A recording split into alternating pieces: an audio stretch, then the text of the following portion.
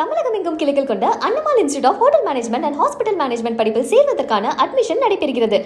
விக்கிரவாண்டி சுங்கச்சாவடி அருகே சென்னை திருச்சி தேசிய நெடுஞ்சாலையில் சென்னையிலிருந்து நாமக்கல் முட்டை ஏற்றி சென்ற லாரி ஓட்டுநரிடம் 8 லட்சம் வழிப்பறி செய்யப்பட்ட சம்பவம் பரபரப்பை ஏற்படுத்தியுள்ளது. இது தொடர்பான முழுமையான விவரங்களோடு எமது செய்தியாளர் வினோத் இணைந்திருக்கிறார். வினோத், இந்த வழிப்பறியில் ஈடுபட்டவர்கள் யார் என்பது தெரிய வந்திருக்கிறதா? தற்போதைய கள நிலவரங்கள் என்ன?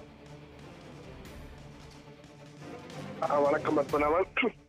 சென்னையில் இருந்து கோழி முட்டைகளை கொள்முதல் செய்வதற்காக லாரி ஓட்டுநரான சப்தகிரி என்பவர் 8 லட்சம் பணத்துடன் லாரியை எடுத்துக்கொண்டு நாமக்கல் நோக்கி சென்று கொண்டிருந்தார்.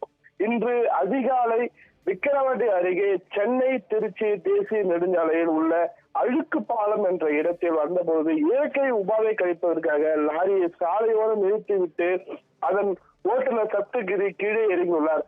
அப்பொழுது லாரியை பின்தொடர்ந்து வந்த காரில் வந்த 3 பேர் கொண்ட மர்ம கும்பல் ஒன்று லாரி ஓட்டுநர் சப்தகிரியை தாக்கிவிட்டு அவரது முகத்தில் மிளகாய் பொடியை தூவியுள்ளனர். இதில் லாரி ஓட்டுநர் சப்தகிரி நிலைகுலைந்து கீழே விழுந்த சமயத்தில் லாரியில் இருந்த 8 லட்சம் ரொக்க பணத்தை எடுத்துக்கொண்டு அந்த மர்ம கும்பல் காரில் ஏறி தப்பி சென்றுள்ளது.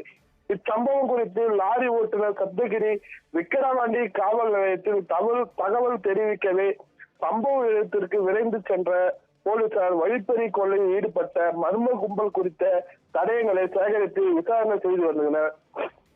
சென்னை திருச்சி தேசிய நெடுஞ்சாலையில் லாரி ஓட்டுநரின் முகத்தில் மிளகாய் பொடி தூவி 8 லட்சம் ரூபாய் பணத்தை காரில் வந்த கும்பல் கொள்ளையிட்டு சென்றுள்ள சம்பவம் அப்பகுதியில் பெரும் பரபரப்பை ஏற்படுத்தியுள்ளது.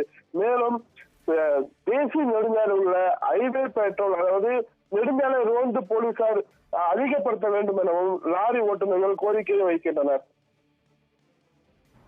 காட்சிகளோடு விவரங்களை பதிவு செய்தமைக்கு நன்றி வினோத்.